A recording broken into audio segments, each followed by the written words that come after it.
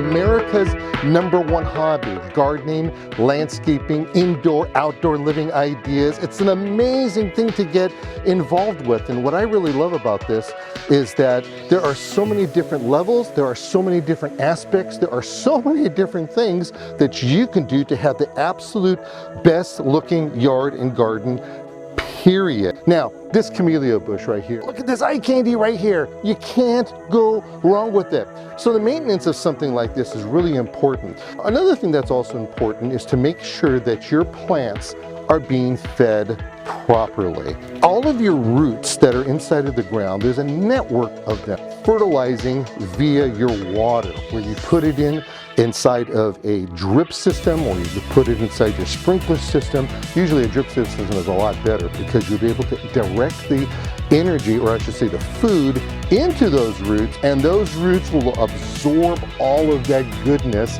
and you'll end up getting just absolutely beautiful flowers just like this. And isn't that what gardening is all about?